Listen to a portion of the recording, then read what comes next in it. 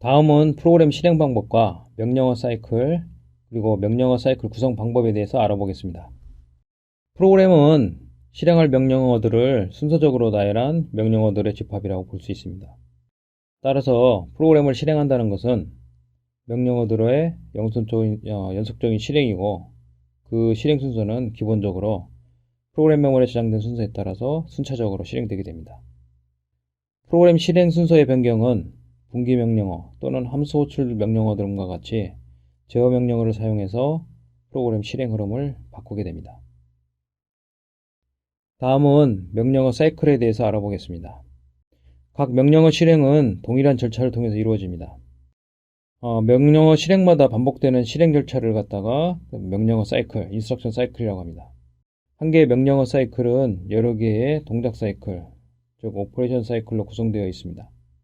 명령어 사이클에서 실행하는 작업들은 CPU에 따라 다릅니다. 아래 있는 그림과 같이 프로그램은 메모리의 실행 순서에 따라 저장되어 있는 명령어들의 집합이고, CPU들은 이 저장된 명령어들을 차례대로 인출해서 실행하는 것입니다. 각 명령어들은 명령어 사이클에 따라서 실행되며, 명령어 사이클들을 들여다보면 여러 개의 동작 사이클로 구성되어 있습니다. 앞에서 설명드린 명령어 사이클들을 구성하는 동작 사이클들의 수와 각 동작 사이클에서 수행하는 작업들은 프로세서마다 조금씩 차이가 있습니다. 하지만 스토어드 프로그램 방식을 사용하는 프로세서인 경우에는 메모리에 저장된 명령어와 데이터를 인출해서 연산을 실행하고 그 결과를 저장하는 과정은 공통적으로 실행하는 작업들입니다. 여기에서 설명을 목적으로 제시하는 명령어 사이클은 5개의 동작 사이클로 구성된 경우를 예를 들었습니다. 이러한 명령어 사이클의 구성은 프로세서마다 다르기 때문에 사용하고자 하는 프로세서에서의 명령어 사이클 구성은 기술 자료를 참조해서 확인해야 됩니다. 명령어 사이클이 5개의 동작 사이클로 이루어진다고 가정했을 때 가장 먼저 실행되는 동작 사이클은 명령어 인출 사이클입니다. 명령어 인출 작업은 프로그램 메모리에서 명령어를 읽어오는 작업으로 인스트럭션 패치 사이클이라고 합니다. 두 번째 동작 사이클은 명령어 해석 사이클, 즉 인스트럭션 디코드 사이클입니다. 명령어 인출 사이클에서 읽어온 명령어를 CPU 위에 제어 장치에서 해석하는 작업을 수행하는 사이클입니다. 세 번째 사이클은 데이터 인출 사이클, 즉 오퍼란드 패치 사이클입니다. 이 사이클에서는 명령어 실행에 필요한 데이터를 메모리로부터 읽어오는 사이클입니다. 이 사이클은 명령어 실행에 따라서 데이터가 필요하지 않은 경우에는 생략할 수도 있습니다.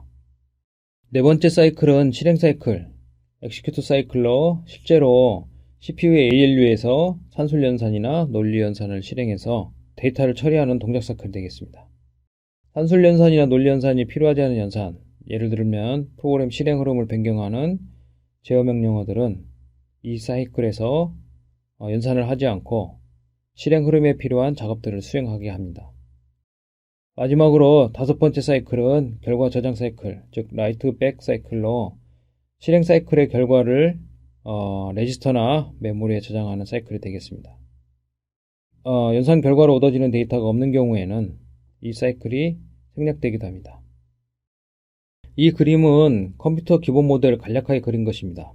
좌측에 CPU가 있고 우측 상단에 주변 장치, 그리고 우측 하단에 메모리가 있습니다. ALU에서 사용하는 범용 레지스터 GPR이 포함되어 있고 특정 용도로 사용하는 레지스터가 SFR로 표시되어 있습니다.